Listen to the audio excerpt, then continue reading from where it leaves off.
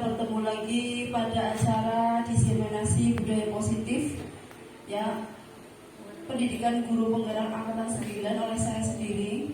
Dan kemudian kita juga akan bahas tentang P5 yang akan kita adakan pada bulan Desember. Alhamdulillah, puji syukur kehadirat Allah Subhanahu wa taala, pada hari ini kita bisa berkumpul semoga dalam keadaan sehat walafiat tanpa kekurangan suatu apapun, dan semoga kita selalu dirahmati oleh Allah Subhanahu wa taala. Salat serta salam tak lupa salat kita panjatkan kepada junjungan Nabi Muhammad SAW. Semoga kita termasuk umatnya yang akan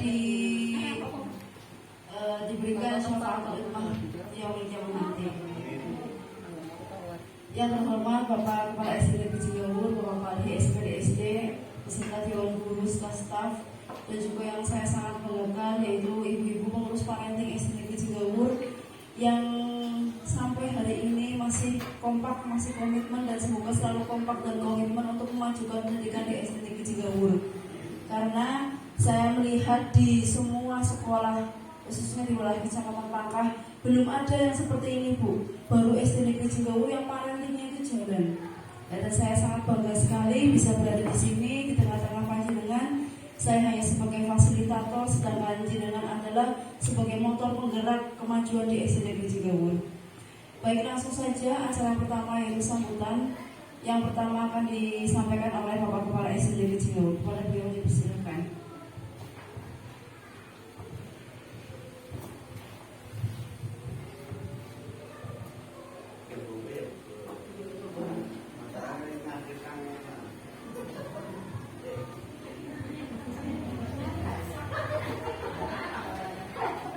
Assalamualaikum warahmatullahi wabarakatuh. Bismillah, alhamdulillah, la haula wala quwata illa billah, amma ba'd. Allahumma sholli ala sayyidina Muhammad wa ala ali sayyidina Muhammad, amma ba'd. Rekan-rekan Dewan Guru yang saya hormati, Ibu Sapuro, calon guru penggerak SD Negeri Cigawur yang saya banggakan, serta ibu-ibu, bapaknya langsung saya, orang tua murid SD Negeri Cigawur yang termasuk anggota parenting yang sangat saya banggakan, sangat saya sayangi, dan sangat saya cintai bersama. Bu, tadi saya mau ngomong itu kacangan di situ, pecinan semua orang harus kerja, makanya mohon panjenengan fokus ya.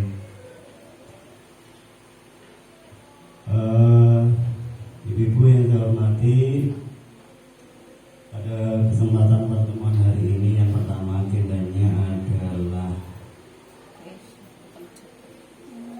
apa, Bu Bro?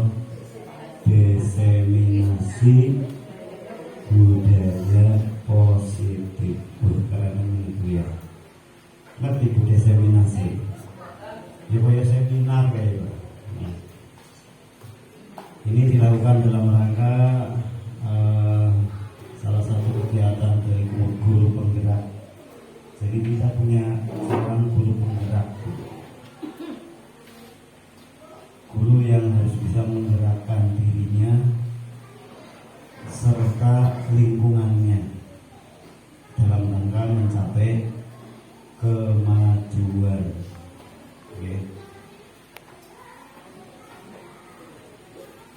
Yang mana nanti Bu Sapuro akan menjadi motor satu perubahan di tempat kerjanya, yaitu di SD Negeri Cigawur, dan alhamdulillah sudah bisa memberikan virus-virus positif kepada rekan-rekan semuanya, termasuk untuk Pak Barki juga.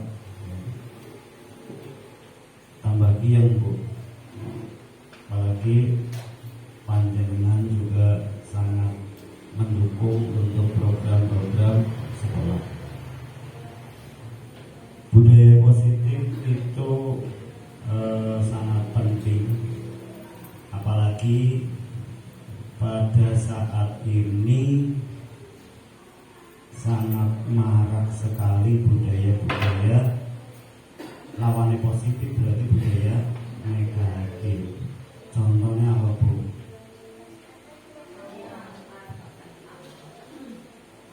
Tawuran, ya, bullying, terus perkelahian dan sebagainya.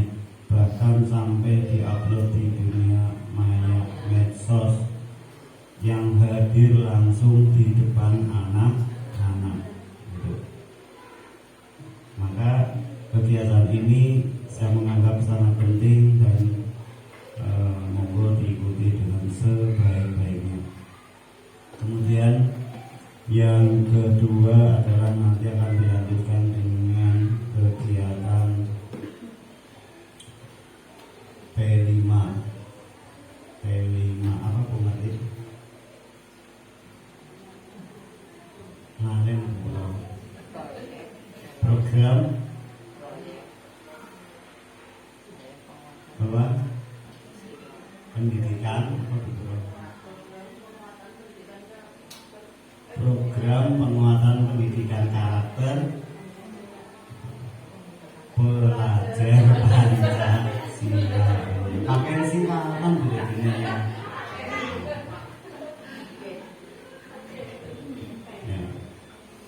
Yaitu yang tahun kemarin diadakan dengan sangat meriah, sampai panjenengan juga terlibat, ya.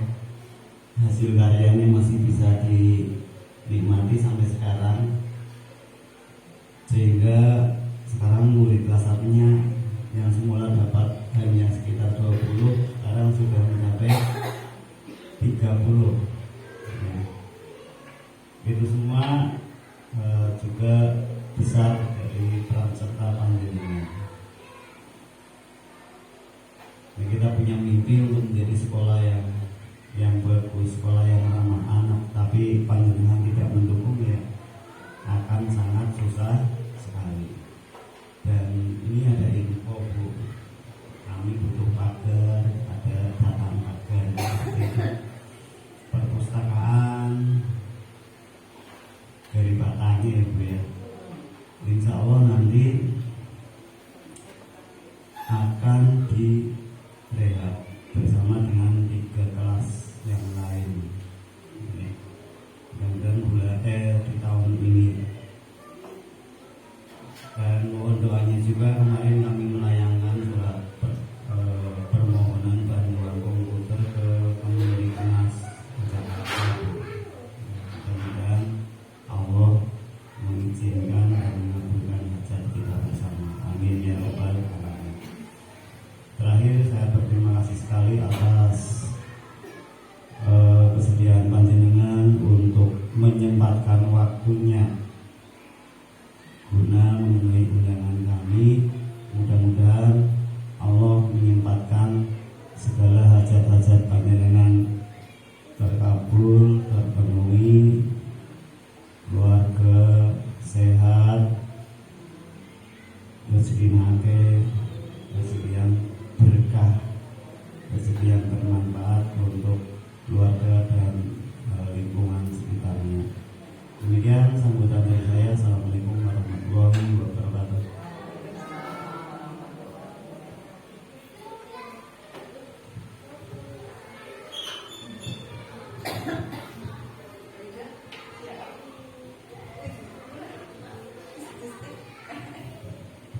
Ya, baik, terima kasih atas sambutan yang diberikan. Baik, langsung saja acara selanjutnya yaitu diseminasi budaya positif di SD Negeri Cigawur oleh calon guru penggerak saya sendiri dalam program pendidikan guru penggerak angkatan 9 di SD Negeri Cigawur. Apa itu diseminasi? Nah, diseminasi adalah penyebaran pemahaman tentang budaya positif di SD Negeri Cigawur. Tujuan dari penyebaran ini yaitu tercapainya visi SD Negeri Cigawur, yaitu menciptakan generasi yang unggul, yang beriman dan bertakwa kepada Tuhan Yang Maha Esa, berkarakter, berinovasi, kreatif, dan juga mandiri. Nah, tanpa adanya kerjasama atau kolaborasi di antara guru dan orang tua, visi SD Negeri Cigaul itu tidak mungkin tercapai. Maka kali ini saya melaksanakan diseminasi budaya positif agar kita sama-sama menjadi penuntun arah dari anak-anak didik kita, murid-murid kita, supaya menjadi generasi unggul yang benar-benar beriman dan bertakwa serta berguna bagi agama, nusa, dan bangsa. Baik, yang akan saya sajikan yang pertama yaitu konsep inti budaya positif. Yang pertama yaitu perubahan paradigma baru, kemudian motivasi perilaku manusia, kebutuhan dasar manusia, disiplin positif, nilai-nilai kebajikan, posisi kontrol guru, keyakinan kelas, dan segitiga restitusi. Nah, pembelajaran paradigma baru.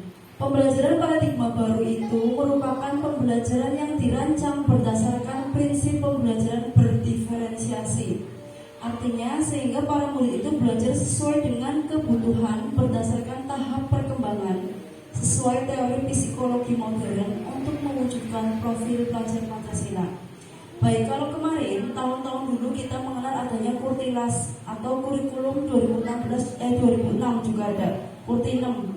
Nah, di situ kita ada patokannya yaitu KKM, yang kriteria ketuntasan minimal, yaitu nilai minimal yang harus dicapai murid atau peserta didik.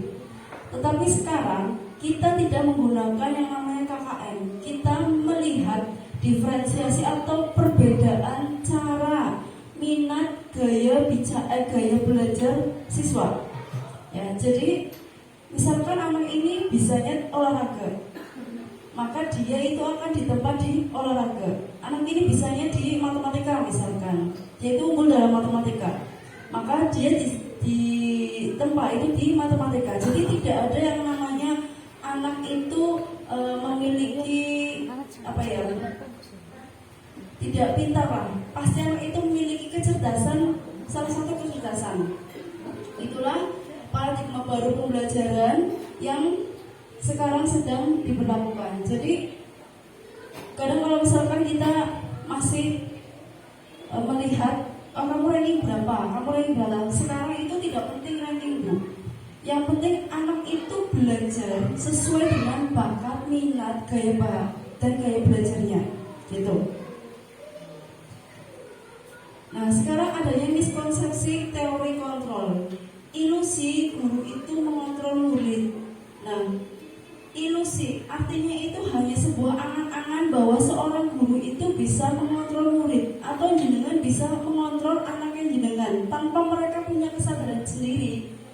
Itu hanya sebagai secara perintah saja, ya, atau mungkin karena rasa takut saja. Kemudian ilusi bahwa semua penguatan positif, efektif, dan bermanfaat. Misalkan kita mengajarkan gini, ayo nak, sholat nak. Supaya apa? Supaya kita menjadi orang yang soleh dan soleha, ya, supaya tidak berdosa. Tetapi tanpa mereka punya kesadaran sendiri apa itu makna pentingnya sholat, itu hanya sebuah ilusi. Mungkin kalau misalkan jenengan keluar kota, ya, anak-anak kita karena tidak memiliki keyakinan bahwa sholat itu penting, itu tidak akan dilaksanakan. Hanya sebagai apa? Penguatan positif saja. Kemudian ilusi bahwa kritik dan membuat merasa bersalah mampu menguatkan karakter. Contoh misalkan gini, kamu belajar yang rajin ya, apa kamu itu gak kasihan sama mama bapak kamu yang sudah bekerja keras untuk kamu? Itu kan sebenarnya membuat mereka rasa bersalah. Tapi pada awal mereka menerima. Ya, kasihan sekali mama bapak saya sudah bekerja, sedangkan saya hanya bermain-main saja. Tapi tanpa mereka sadari, ya itu hanya sebagai ilusi, sebuah hayalan saja. Kemudian berikutnya ilusi bahwa orang dewasa berhak memaksa. Kita memang kadang harus memaksakan kehendak kita ya, tetapi padahal itu hanya sebagai ilusi saja, hanya sebagai angan-angan. Ya, mungkin misalkan kalau saya ya di rumah saya ditakuti, tapi ketika mungkin orang lain yang lebih dewasa tetapi tidak ditakuti, ketika ngomong ayo sholat cuma sebagai kadang mungkin ada juga dewan guru yang tidak disegani oleh siswa. Ayo nyapu dan segala macam tidak digubris. Tapi ketika mungkin saya yang mungkin ditakuti, ya itu mereka karena apa? Mereka merasa bahwa orang dewasa itu berhak memaksa.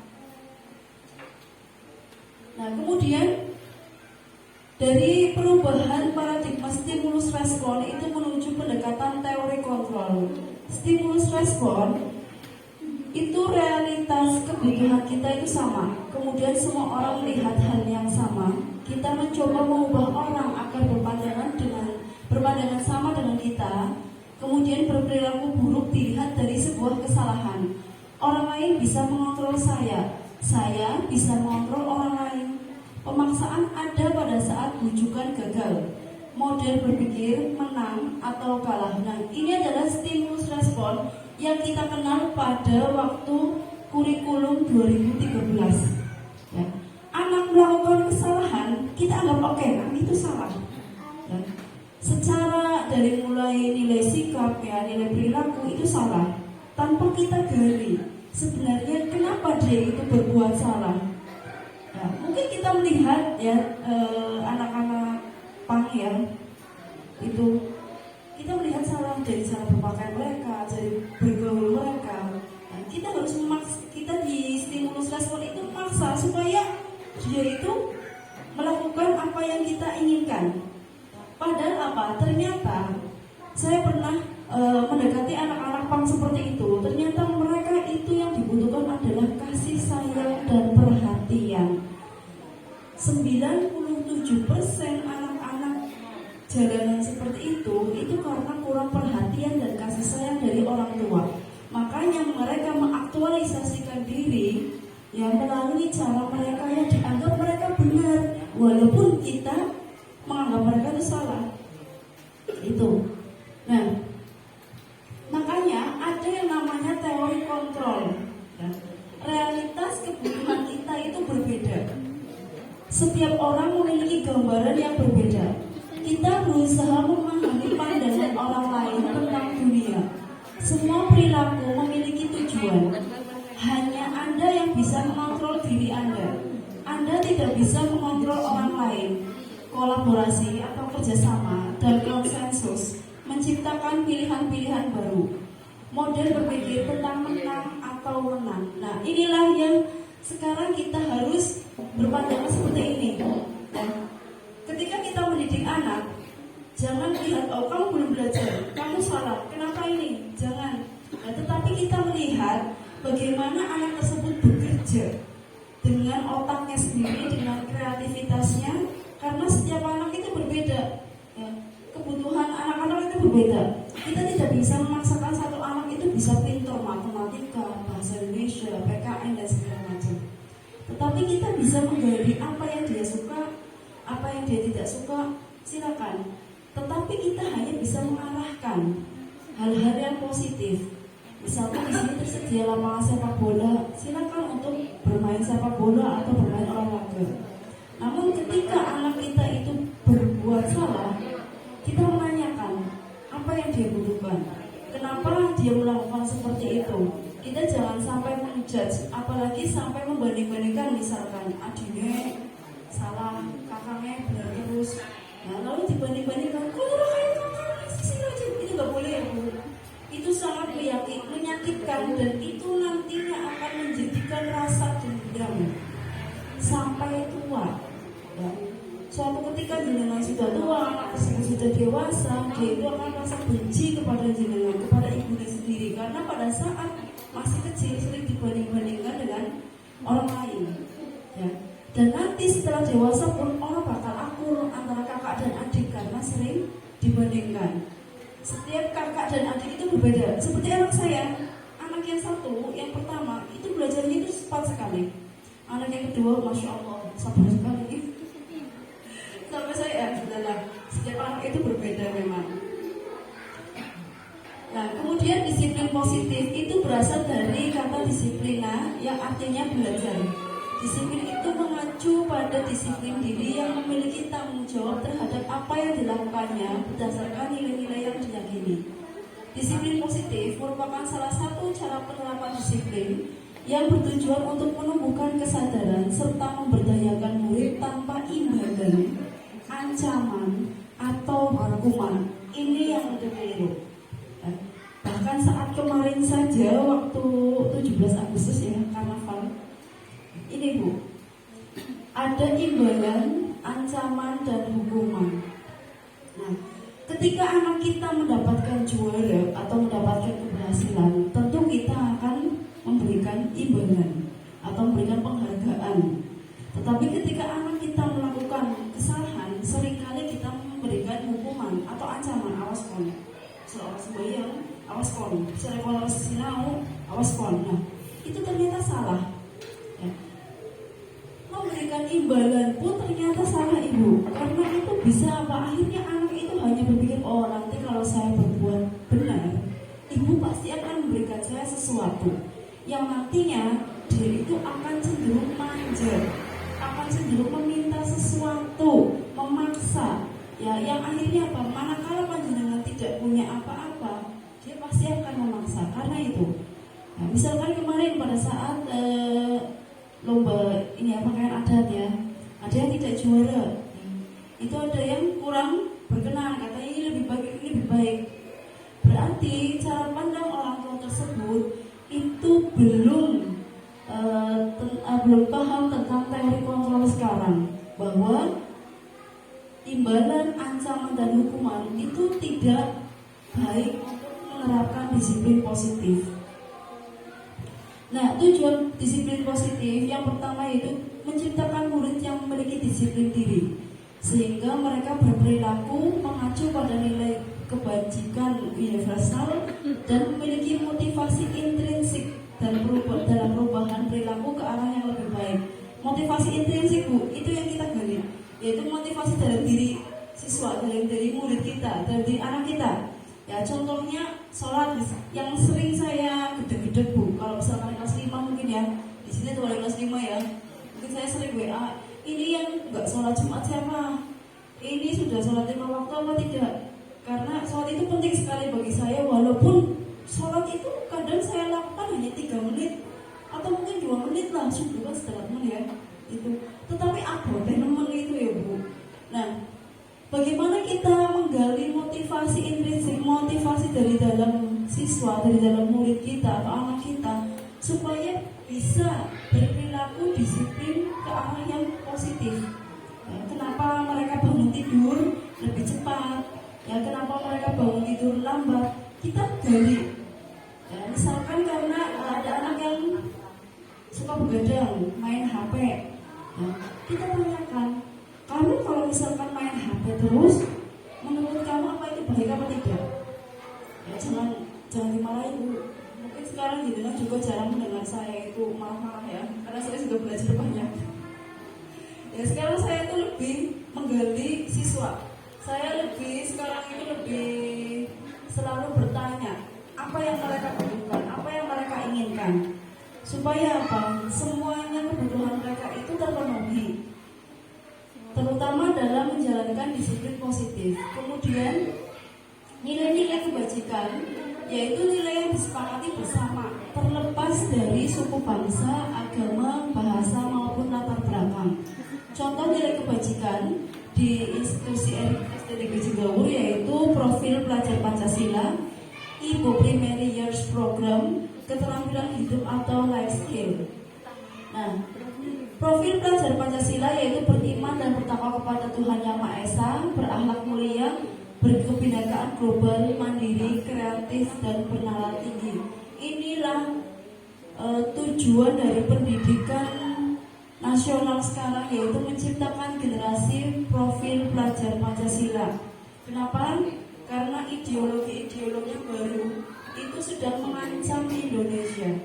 Bahkan sudah ada. Contoh misalkan kalau panjenengan lihat YouTube ya, ada YouTube yang seperti ini. Coba anak-anak kalian tutup mata, kemudian bilang, Bu Guru, saya minta permen Bu Guru. Lalu Bu Guru sediakan permen, coba buka mata, ada permennya, ada. Siapa yang membeli Bu Guru? Berarti Bu Guru ada. Sekarang tutup mata, coba kalian minta sama Allah, ya Allah minta permen ya Allah. Nah, coba sekarang kalian buka mata. Apa Allah memberi kalian permen? Tidak, berarti Allah tidak ada. Itu yang sedang marak sekali dilaksanakan oleh sebuah organisasi yang akan menjatuhkan Indonesia, yaitu akan mengganti ideologi Indonesia dengan ideologi yang tidak sesuai. Contohnya yaitu komunis.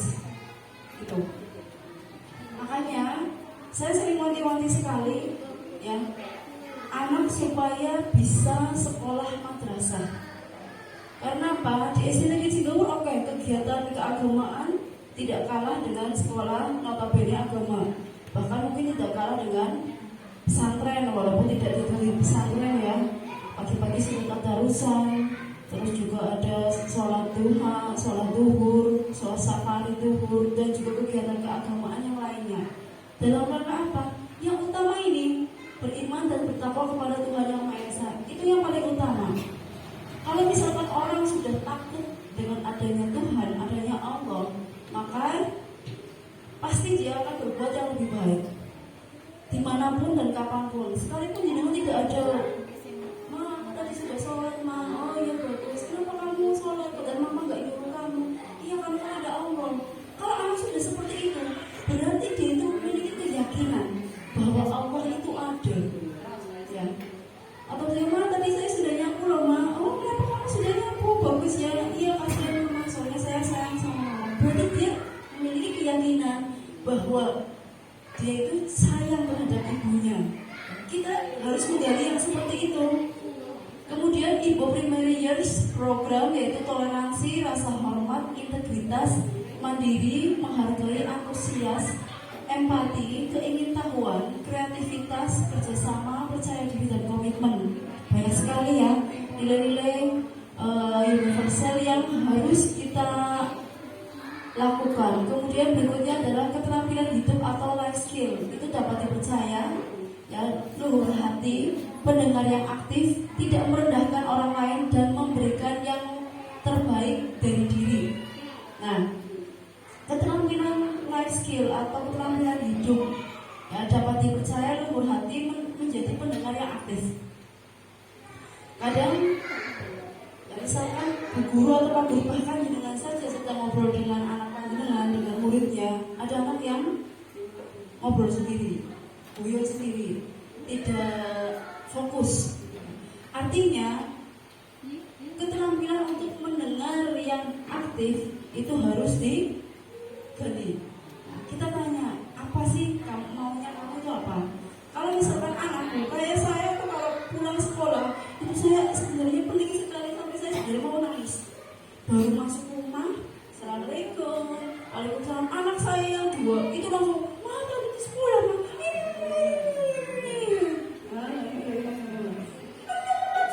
coba berkis baik di sini. Saya sebenarnya itu ya Allah, di dalam hati itu menyebut, kenapa? Kan sedang capek-capek ya. Tapi sekarang saya berusaha untuk mendengarkan mereka. Oh iya. Kemarin anak saya dibully di sekolahan, katanya bilang gendut, ya, bau badan, ngeseki, mana pindah seperti itu. Anak saya sampai nangis ya, curhat seperti itu, saya sampai nangis. Saya bilang gini, yang sabar. Dia biarkan saja mereka. Bilang gini aja, daripada kau si gering disebut, saya bilang kayak gitu. Walaupun sebenarnya nggak boleh ya, itu sama juga dengan merendahkan orang lain. Tapi ketika kesabaran saya sudah habis, mungkin saya tinggal memberikan seperti itu. Tapi kalau misalkan kesabaran saya masih ada sedikit, iya, saya sambil ganti, sambil natani makanan, anak saya curhat,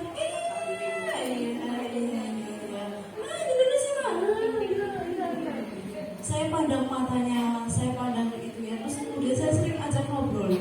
Sehingga apa? Anak saya itu tipe anak yang tidak pernah bermain.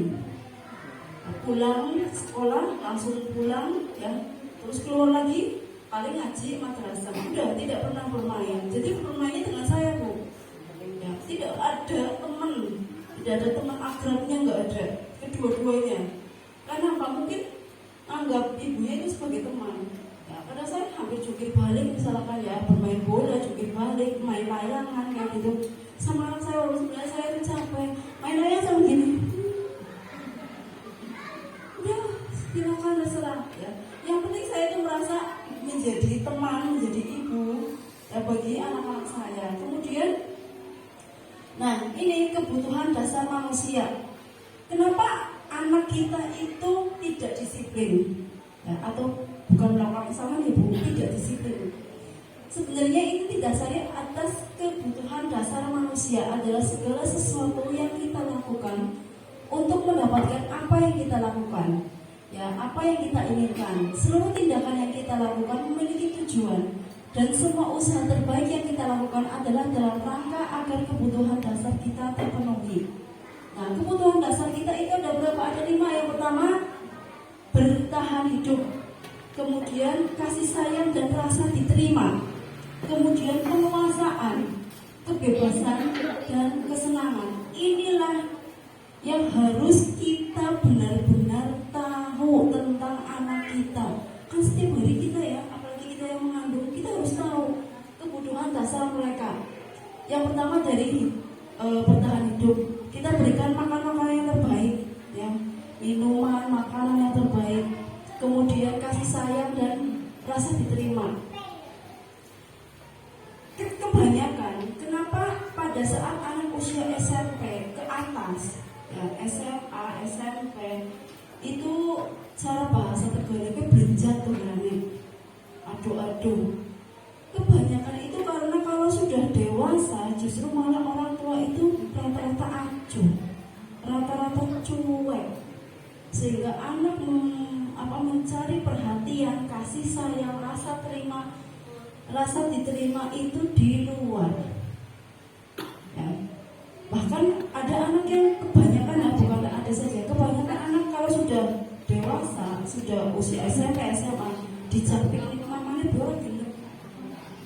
Mulai senang.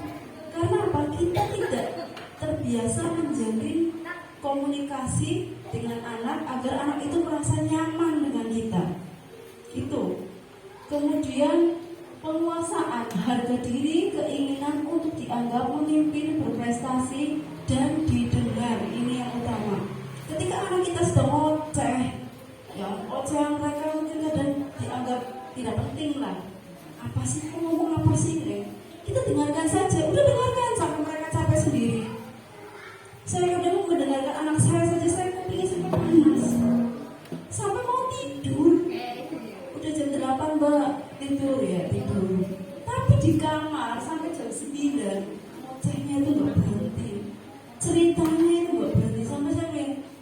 Padahal anak yang kecil saya itu sampai mata saya itu di jembat.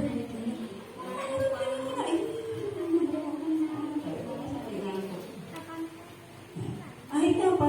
Dia itu merasa didengar dan merasa ada. Kemudian kebebasan. Nah, kebebasan inilah itu untuk mandiri, memiliki pilihan, mencoba hal baru, mampu mengendalikan diri. Nah, kadang kalau misalkan gini, kita main ke pantai, ya kan? Anak kita mah mainan ke ombak.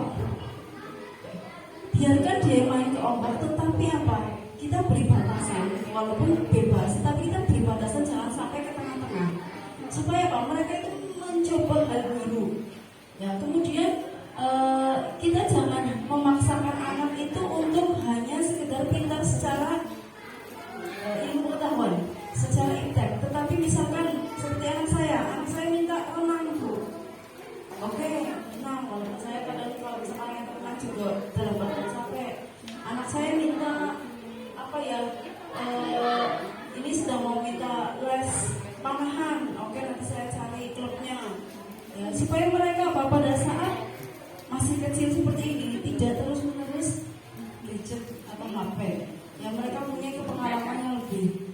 Kemudian kesenangan, bermain, humoris, guyon, yang tertawa. Ya, itu juga merupakan kebutuhan mereka. Kadang misalkan saya gini, anak-anak saya sedang tertawa, mereka guyon. Kadang saya ikut tertawa sendiri. Tapi saya hanya gimmick saja, hanya semacam acting. Tetapi mereka membuat mereka itu senang. pulang kesel. Anak saya merasa takut. Tanya saja mereka nggak berani. Tapi ketika saya terangkan sampai mana, saya paksa untuk senyum. Mereka lalu baru membuka kata-kata ma tadi di kelas ya ma kayak gini ma tadi iya gitu. Biarkan anak itu mengekspresikan diri mereka. Dari mulai misalkan bermain karet, bermain apa ini namanya cangka, yang menurut mereka itu membuat mereka senang. Yang penting harus ada batasannya.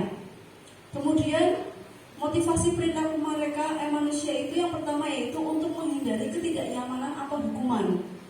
Yang kedua untuk mendapatkan imbalan atau penghargaan dari orang lain. Yang ketiga menjadi orang yang diinginkan dan menghargai diri sendiri dengan nilai-nilai yang dipercaya. Nah, ini yang kedua ini menghindari hukuman atau mendapatkan imbalan itu adalah motivasi dari luar atau motivasi intrinsik.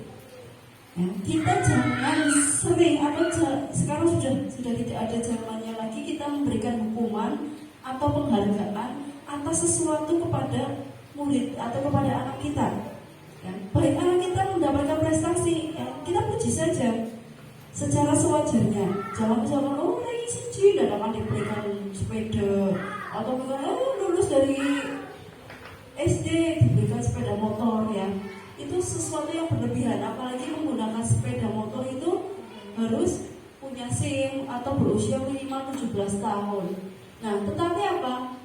Kita motivasi supaya menjadi orang yang diinginkan, menghargai diri sendiri dengan nilai-nilai yang dipercaya. Itu ya. Misalkan anak kita sedang nyapu, baik, bagus sekali ya, terima kasih ya sudah membantu mama. Nanti kalau habis nyapu kita duduk, bisa bikin nyapu dengarin teman. Nah, kita tanya kenapa, kita gali informasi kenapa dia melakukan seperti itu. Kalau dia sudah yakin, oh ini soalnya kotor mah, nanti kalau misalkan kotor nanti menjadi sarang penyakit. Ya, itulah berarti dia memiliki motivasi intrinsik untuk melakukan hal tersebut. Ya, kemudian kita motivasi kembali, oke, bagus, makanya kita harus menjaga kebersihan. Seperti dalam hadis an-nadhafatu minal iman, kebersihan itu sebagai daripada iman, makanya kita juga harus dijaga. Nah, kemudian ada yang namanya hukuman, konsekuensi, restitusi. Hukuman ya suatu bentuk prosedur tindakan yang diberikan kepada individu atau kelompok atas kesalahan atau pelanggaran yang telah dilakukan. Kemudian konsekuensi adalah merujuk pada semua akibat hasil dari suatu perbuatan. Nah, hukuman biasanya kalau hukuman itu memberatkan fisik ataupun psikis. Contoh misalnya tidak mengikuti upacara ya, diganjar, suruh lari, ya, suruh push up, itu namanya hukuman. Tetapi kalau misalkan seperti kemarin kelas 3, mohon maaf di sini ada wali kelas 3. Ya, kemarin ya kelas 3 itu saat guru-guru di sini sedang mengisi sulinjer ya, kita pindahkan kelas 3 ke kelas 1 karena kelas 1 sudah pulang. Ya. Kemudian di sana mohon maaf yang bawa tim X itu menulis hal-hal kotor di meja. Nah, kemudian kami menyuruh untuk membersihkan ya, mungkin ini mejanya dipakai kayak gini ya. Itu sebagai bentuk konsekuensi atas perbuatan yang mereka lakukan. Bukan hukuman, beda. Ya. Kemudian ada yang namanya restitusi, adalah suatu tindakan proses penggantian atau pemberian yang dilakukan oleh seseorang kepada seseorang yang mengalami kerugian atau dampak negatif akibat tindakannya. Nah, ini yang paling tepat yaitu dengan restitusi. Kita menanyakan, seperti kemarin saya menanyakan, kamu nulis apa di meja? Apa yang kamu tulis? Coba baca. Seandainya kamu baca terus terdengar oleh telinga kamu sendiri, menurut kamu itu baik atau tidak? Kata-kata itu kotor atau tidak? Tidak, Bu. Menurut kamu kalau kamu mendengar seperti ini, kata yang kamu tulis di meja ini, itu saru apa tidak? Saru. Nah, apa yang akan kamu lakukan? Tidak akan melakukan lagi, Bu. Oke, tidak akan melakukannya.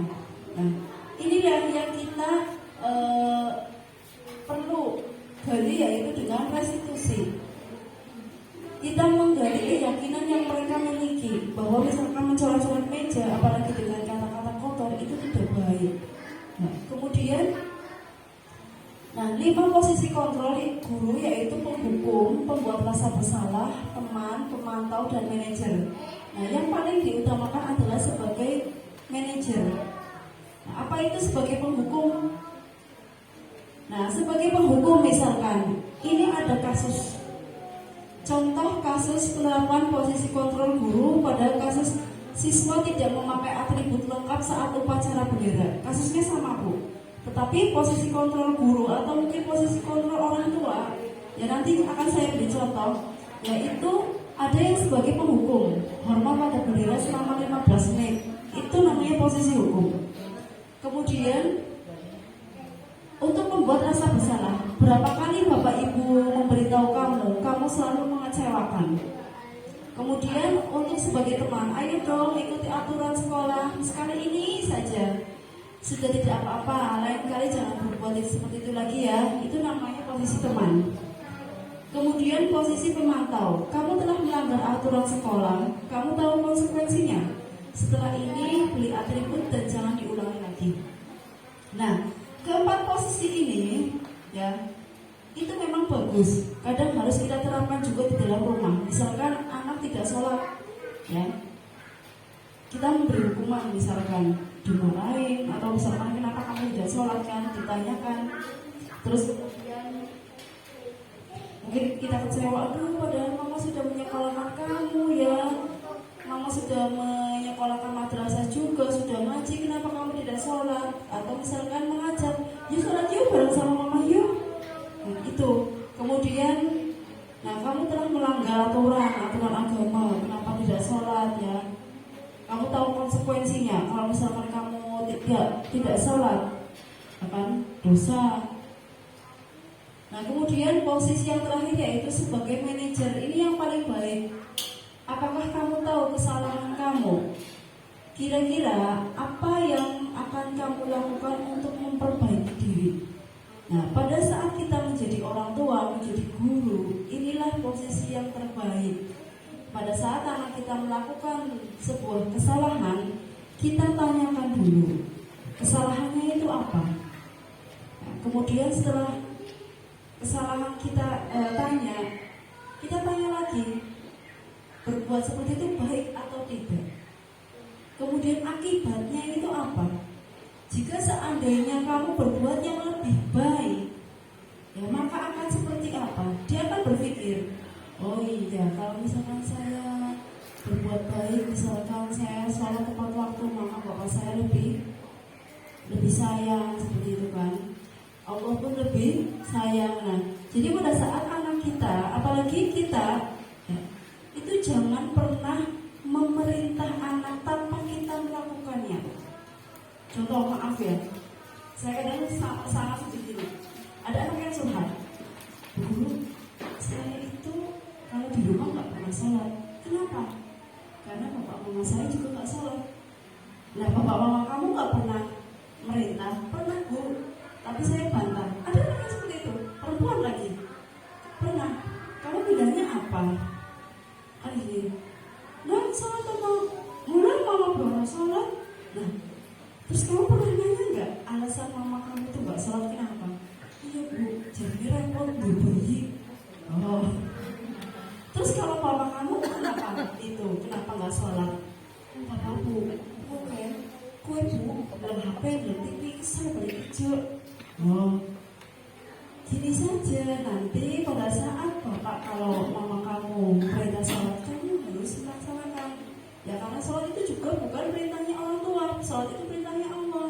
Saya bilang seperti itu. Lalu gini, ayo sholat mana aku sholat? Iya mah, yuk sholat jamaah ya mah. Bilangnya gitu. Misalnya apa kamu bilang, mama ini lagi nengoni adiknya, yang sekarang bagus.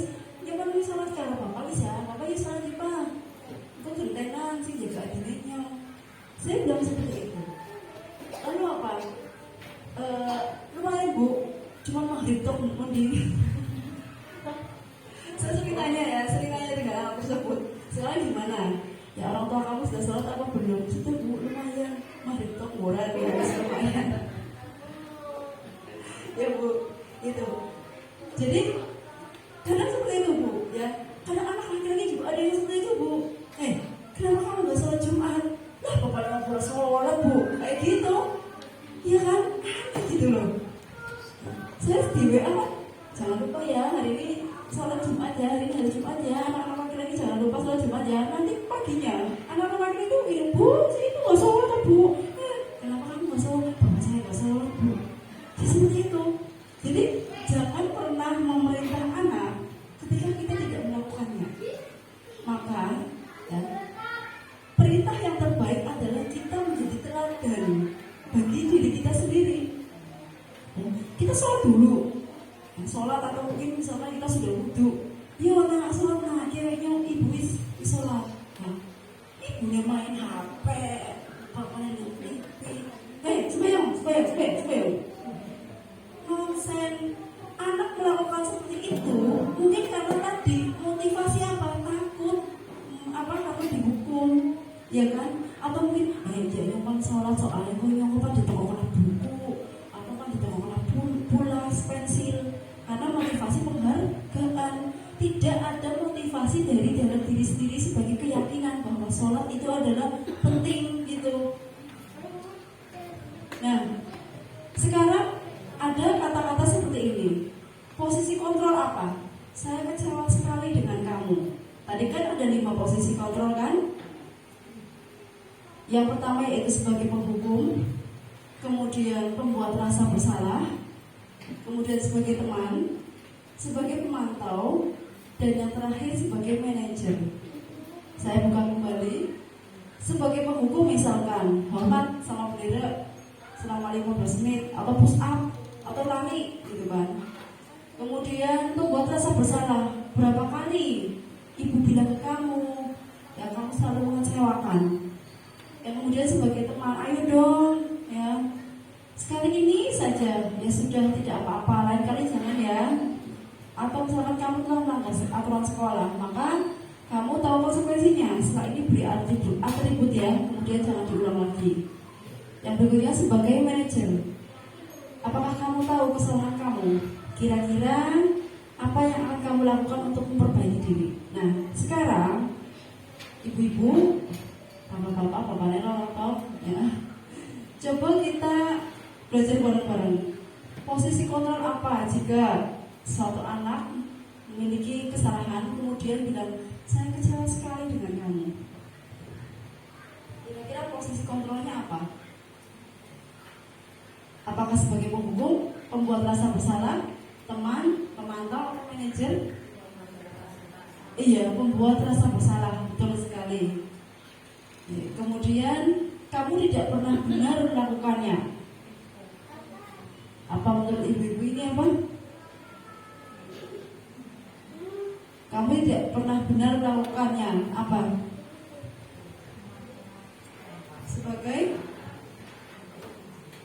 Sebagai penghukum ya. Kemudian berikutnya, apa rencanamu untuk menyelesaikan masalah ini? Apa tindakanmu ke depan untuk menyelesaikan masalah ini? Berarti ini sebagai betul, sebagai manajer. Kemudian ayolah lakukan dengan Bapak Ibu ya. Ini sebagai teman, betul. Kemudian kamu tidak pernah mendapatkan nilai jika tidak mengerjakan tugas. Ini sebagai apa? Sebagai penghukum ya, betul sekali. Nah, berikutnya supaya anak-anak itu lebih paham, lebih yakin, ada yang namanya keyakinan kelas. Mengapa keyakinan kelas? Bukan peraturan kelas. Nah, kita akan ubah menjadi keyakinan di rumah atau keyakinan di rumah, bukan peraturan di rumah. Nah, pembentukan keyakinan kelas itu bersifat abstrak, berupa pernyataan universal, dibuat dalam pernyataan positif sedikit saja agar mudah diingat, sesuai dengan kondisi kelas atau sekolah, sehingga mudah diterapkan. Semua warga sekolah dilibatkan. Nah, ini Bu. Nah, kadang kenapa Bapak Ibu-ibu di sini kami undang di sini untuk tahu tentang budaya positif? Saya tidak ingin seperti yang ada sedang viral, Bu. Ada guru agama yang dipolisikan, dipidanakan oleh orang tua karena telah menghukum muridnya yang tidak sholat. Nah, kenapa? Setiap sekolah ini memiliki budaya positif, ya, seperti halnya di SDN Cigawur, yaitu setengah 7 sudah mulai tadarusan, ya Bu. Nah, kita harus bekerjasama, sudah tahu jam setengah 7 anak-anak harus sudah ada di SD melakukan tadarusan, ya. Jadi kan jenengan itu kerjasama. Misalkan ada anak yang mungkin disuruh membaca lebih lama lagi, itu bukan suatu hukuman tapi sebuah konsekuensi karena dia tidak mematuhi, ya, tentang keyakinan kelas atau keyakinan sekolah yang ada di SD Negeri Cigawur. Supaya apa? Keyakinan misalkan tadarusan itu supaya menumbuhkan rasa iman dan takwa kepada Tuhan Yang Maha Esa, ya, maka ibu-ibu semua itu harus dilibatkan dalam pembuatan keyakinan sekolah atau keyakinan kelas. Misalkan Selasa depan ada yang namanya safari duhur, ibu harus tahu, harus aware, tidak bisa balik ke sudah muncul kayaknya, jangan menyalahkan. Di situ ada program untuk menciptakan budaya positif di sekolah. Nah, tadi kita ada yang namanya segitiga restitusi, ya. Segitiga restitusi itu berhubungan dengan kontrol guru atau kontrol seseorang untuk menyelesaikan masalah dengan posisi sebagai manajer, yaitu sebuah proses dialog yang dijalankan oleh guru agar dapat menghasilkan murid yang mandiri dan bertanggung jawab. Segitiga restitusi ini memiliki tiga langkah. Yang pertama yaitu menstabilkan identitas, yang kedua validasi tindakan yang salah, kemudian menanyakan keyakinan. Nah, menstabilkan identitas yaitu berdasarkan prinsip membuat kesalahan adalah bagian dari proses pembelajaran. Kita jangan langsung menjudge anak kamu salah, jangan. Tetapi berbuat baik itu wajar. Ketika anak kita berbuat salah, kita bilang oke, berbuat baik itu wajar. Tidak ada manusia yang sempurna. Ibu juga pernah melakukan kesalahan, ya. Ibu atau bapak itu tidak mencari kesalahan, tidak mencari pembenaran, tetapi mencari solusi. Terus kamu berhak melakukan seperti itu, tapi kamu pasti punya alasan, punya tujuan tersebut. Seperti, ya, berikutnya validasi tindakan yang salah. Kamu pasti punya alasan mengapa kamu melakukannya. Ya, misalkan ada anak yang lagi tidak sholat, ya, kita tanya kenapa kamu tidak sholat, kenapa kamu melanggar peraturan Gusti Allah. Kita tanya, apalagi kalau bisa dijawab ya seperti tadi, ya, kenapa kamu nggak sholat? Lu nggak apa-apa harus sholat, tuh itu sebuah gebrak, ya, seperti apa, ya, bumerang bagi kita, ya, gitu. Kemudian berikutnya adalah menanyakan keyakinan. Misalkan tidak sholat, agama kamu apa? Islam itu harus apa? Harus sholat. Sholat itu penting apa tidak? Nah, kita bertanya seperti ini kepada anak. Sering-sering ngobrollah dengan anak supaya mereka itu timbul keyakinan dari dalam diri mereka. Nah, misalkan jangan meminta, sholat tadi di kelas 2 tadi ada yang berdiri katanya hari ini nggak mau sekolah, ya, ada, ya. Ini kalau berangkat itu lebih dapat ilmu itu, ya. Tanyakan kenapa nggak mau sekolah, gitu kan. Misalkan ada anak yang nakal atau apa, siapa namanya. Nah, nanti kalau ada anak yang nakal, kamu beli jajan, terus kasihkan jajan ke teman kamu tadi yang nakal, nanti nggak jadi nakal, malah jadi teman baik kamu. Bisa seperti itu, ya. Kemudian kesimpulannya, nanti saya akan putarkan video tentang segitiga restitusi dalam menangani masalah. Nah, dalam penerapan program disiplin positif, hendaknya guru memiliki standar kepribadian, profesional dan sosial yang baik, di mana guru mampu merefleksi dirinya dalam posisi kontrol saat ini, bagaimana perjalanan dirinya sebagai among atau manajer yang menuntun murid menjadi insan yang mandiri, merdeka, bertanggung jawab. Itu menjadi standar Nasional Pendidikan. Nah, baik, terima kasih. Tadi ya, menjadi penuntun. Kita sebagai orang tua tidak bisa memerintahkan anak, memaksakan anak untuk melakukan tindakan yang kita harapkan. Tetapi kita harus membuka keyakinan bahwa apa yang mereka lakukan itu bertujuan untuk mewujudkan kebutuhan mereka. Tadi kebutuhan bertahan hidup, kebutuhan memiliki kebebasan, kebutuhan cinta dan kasih sayang, terus kebutuhan apalagi yang namanya tadi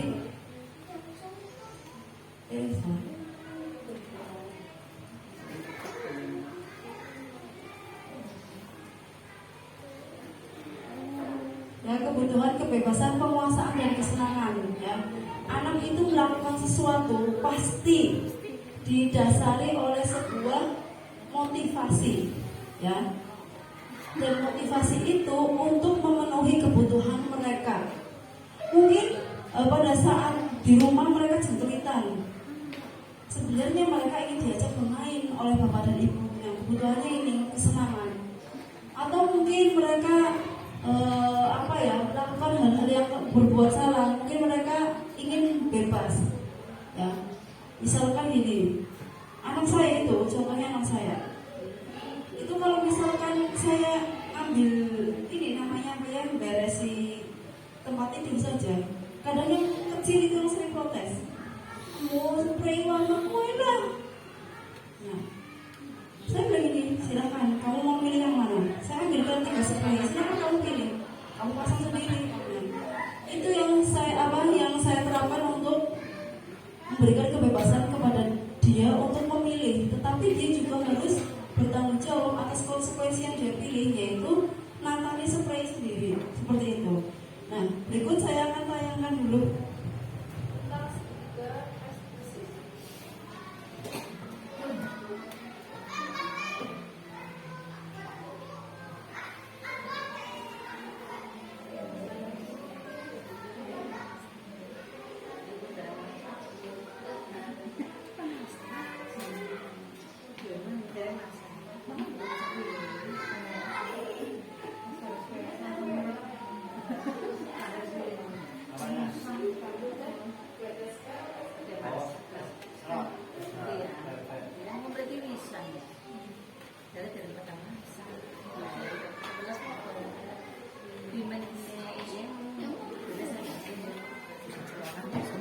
Yung batok ko ay isip.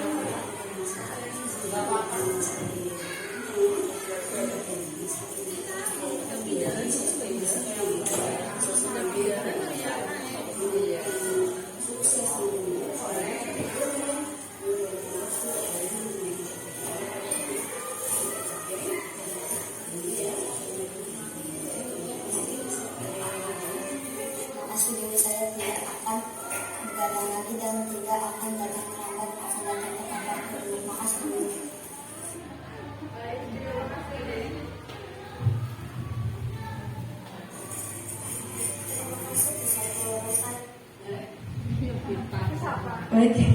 Pipa, pipa, pipa. Iya, pipa. Ya, ternyata asik sekali Bu. Kalau kita menggali sesuatu dari segi anak, dari segi pandang anak, itu ternyata asik sekali. Nah, bagaimana menurut saya seperti ini, minta pindah sekolah semalam, ya, gede nangis, minta pindah sekolah. Nah, alasannya kan saya tanya, nah, menurut kamu, kalau kamu pindah sekolah, ya, apa yang akan kamu lakukan di sekolah baru? Apa kamu bisa melakukan teman-teman baru? Terus apa kamu bisa beradaptasi? Sehingga apa? Dia itu semakin berpikir, otak ini itu semakin digunakan untuk berpikir, kemudian kecerdasan verbalnya juga diasah. Dia akan mengeluarkan kata-katanya, dan dia tidak akan merasakan takut untuk bereksplorasi, mengeksplorasikan dirinya. Ya. Sehingga mulai sekarang, pada saat anak-anak kita sama-sama belajar, pada saat anak-anak kita tidak disiplin, ya, kita coba gali kebutuhan apa yang dia inginkan, kemudian motivasi apa yang mengapa dia itu melakukan seperti itu. Ya, kita tanyakan, kita menggunakan segitiga restitusi, ya, kita tanyakan alasan, kemudian kita tanyakan keyakinan, kemudian kita pertegas dengan kapan dia akan mulai. Nah, keyakinan itu bukan hanya keyakinan di sekolah atau keyakinan di kelas, tetapi keyakinan di rumah. Contohnya bangun tidur. Nah, kenapa kamu bangunnya terlambat? Kira-kira kalau kamu bangunnya terlambat, apa yang akan terjadi? Gugup lah, inilah itu. Kalau sudah gugup, nanti kamu tidak sempat sarapan. Kalau tidak sempat sarapan, badannya sakit. Nanti tidak konsentrasi belajar. Atau misalkan bisa datang terlambat. Kalau bisa datang terlambat, bisa mungkin nanti dapat konsekuensi dari keterlambatan seperti itu. Jadi kita tanyakan, makanya harus apa mulai besok harus bangun lebih pagi seperti itu. Kita harus lebih banyak berkomunikasi dengan siswa, apalagi dengan murid kita, dengan anak kita. Apalagi mungkin kalau kecenderungan anak itu tertutup, diam, menutup diri, itu yang harus kita terus gali. Walaupun yang benar-benar uangnya tapi kan menang kalau lihat kalau anaknya masa menang, ya kan? Karena jangan sampai terjadi lagi peristiwa yang ada di Tangerang, siswa kelas 4 SD itu bunuh diri, ya, dari lantai 4. Ternyata siswa tersebut adalah pendiam, dia sering dibully teman-temannya, dan dia tidak bisa mengekspresikan perasaannya karena tidak ada yang diajak ngobrol. Itu, ya, ini paling berbahaya. Bahkan yang kemarin yang terbaru adalah mahasiswi dari UNES, satunya dari siapa, itu juga dikarenakan bully, kasus pembulian. Sudah dewasa pun, mungkin ada yang anaknya sudah SMA, ya, kita justru harus lebih melakukan pendekatan kepada mereka agar apa, posisi kita tetap menjadi seorang orang tua, menjadi teman, menjadi manajer, ya, tapi jangan sebagai pendukung. Itu semakin dewasa anak itu, mereka itu kecenderungannya itu akan selalu mencari kenyamanan dan rasa aman. Ketika sudah nyaman dan aman di rumah, maka dia itu akan betah, akan kerasan di rumah. Seperti halnya hari ini kita melakukan diseminasi budaya positif di SD Negeri Cigawu juga dengan tujuan supaya anak itu merasa aman dan nyaman di sekolah, sehingga murid-murid itu merasa bersemangat untuk berangkat sekolah gitu. Ya, jadi kita sebagai Dewan Guru meminta untuk kolaborasi atau kerjasama dari orang tua, bahwa di SD Negeri Cigawu itu memiliki budaya positif, ya, yang diimplementasikan ke dalam keyakinan kelas supaya terbentuk profil pelajar Pancasila. Ya, jadi pada manakala nanti ada kegiatan, misalkan nanti yang akan kita lakukan di bulan Desember, kami minta kerjasamanya sebagai bentuk budaya positif dan sebagai penguatan karakter kepada anak. Siap ya Bapak Ibu semuanya? Ya. Terima kasih untuk acara diseminasi, kami tutup sampai di sini dulu. Terima kasih atas kehadirannya. Wassalamualaikum warahmatullahi wabarakatuh. Assalamualaikum